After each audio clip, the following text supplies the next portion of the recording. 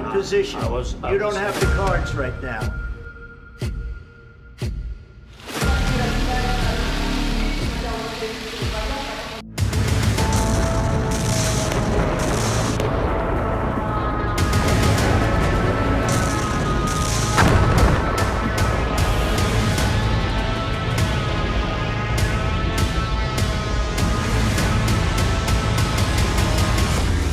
Putin और Trump की मुलाकात से पहले ही अमेरिका के उपराष्ट्रपति ने ज़ेलेंस्की की उम्मीदों पर पानी फेर दिया है।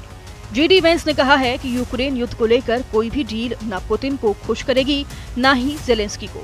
इसका साफ साफ मतलब निकाला जा रहा है कि अमेरिका यूक्रेन को बड़ा झटका देने जा रहा है।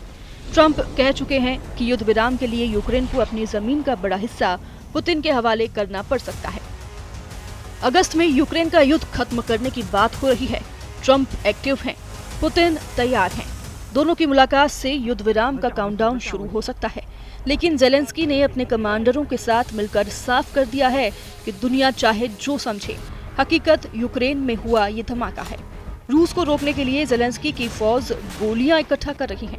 टारगेट पुतिन की सेना है, जिसने यूक्रेन को कई फ्रंट पर ऐसे घेरा हुआ है जिससे बचकर अब निकलना मुश्किल है।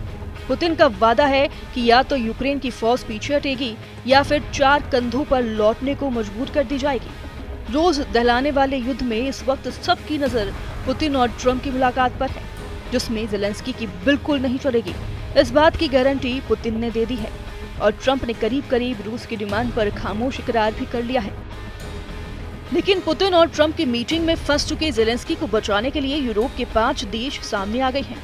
फ्रांस, इटली, जर्मनी, पोलैंड और जर्मनी पांचों रूस के कट्टर दुश्मन। पांचों ने यूरोपियन कमीशन के साथ मिलकर कह दिया है कि वो यूक्रेन का समर्थन जारी रखेंगे। रूस पर दबाव बढ़ना चाहिए, तभी युद्ध खत्म होगा, तभी इस दुनिया में सुकून लौटेगा। ज़ेलेंस्की के समर्थन में यूरोप का मैसेज साफ है।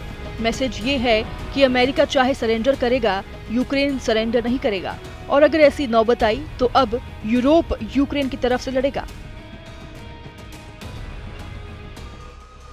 ट्रंप पुतिन की मीटिंग से पहले ये यूरोप के साथ मिलकर ज़ेलेंस्की का नेटो धमाका कहा जा रहा है, जिसमें नेटो पूरी तरह बचा हुआ नजर आ रहा है। क्या ये अमेरिका और डोनाल्ड ट्रंप के खिलाफ France, Italy, Germany, Poland, Britain और यूरोपियन कमीशन की बगावत कही जाएगी? पश्चिमी देशों के गुस्से को कम करने के लिए ट्रंप ने पूरे यूरोप को बताया है कि वो पुतिन से क्या बात करने जा रहे हैं, वो कैसे यूक्रेन के मुद्दे पर रूस पर दबाव डालेंगे। लेकिन ट्रंप के वादों को लेकर यूक्रेन ही नहीं, यूरोप का यकीन भी डगमगाया हुआ है।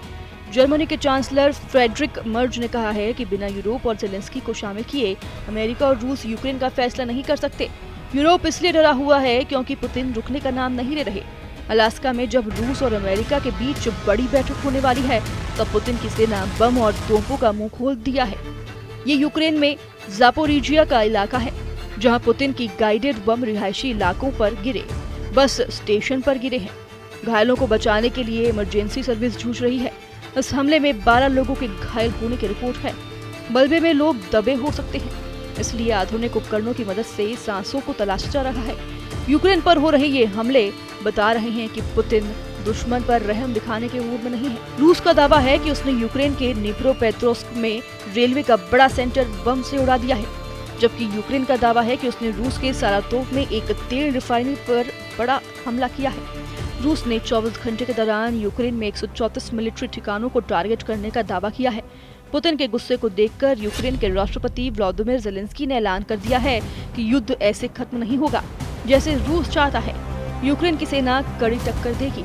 ज़ेलेंस्की ने साफ कर दिया है कि उन्हें ट्रंप और पुतिन की बातचीत पर यकीन नहीं रहा, क्योंकि पुतिन अब अमेरिका को धोखा देने की तैयारी में है, और ऐसा बिल्कुल नहीं होगा कि यूक्रेन का फैसला यूक्रेन की मर्जी के बगैर लिया जाए।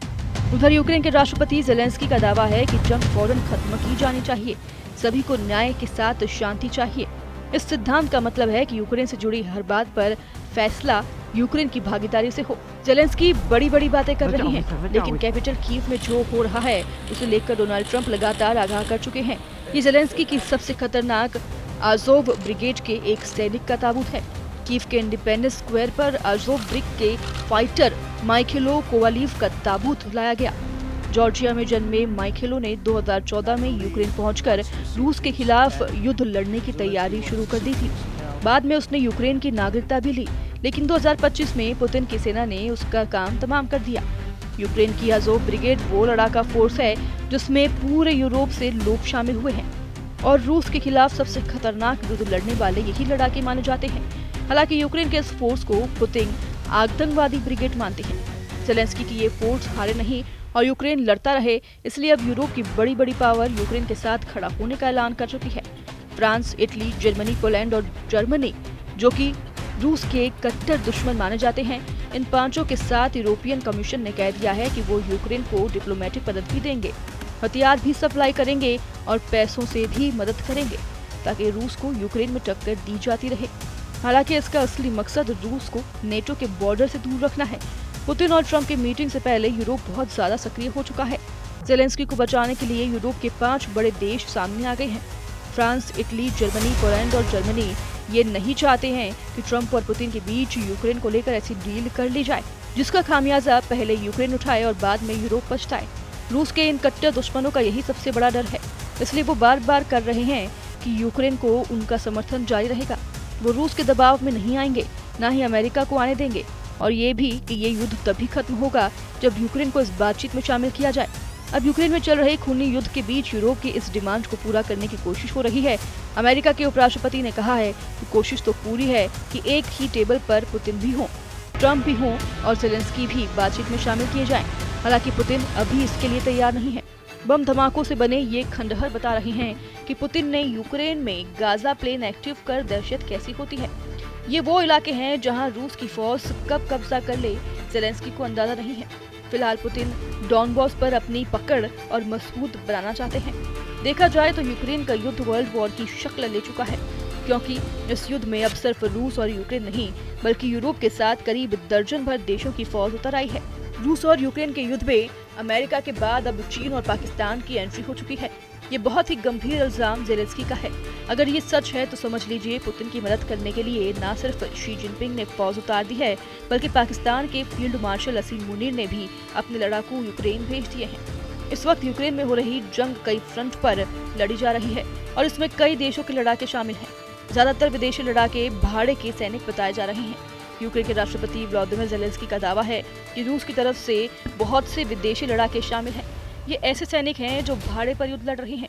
ज़ेलेंस्की ने कहा है कि रूस की तरफ से सिर्फ चीन और उत्तर कोरिया ही नहीं बल्कि ताजिकिस्तान, उज़्बेकिस्तान, अफ्रीका और यहाँ तक कि पाकिस्तान के लड़ाके भी शामिल हैं।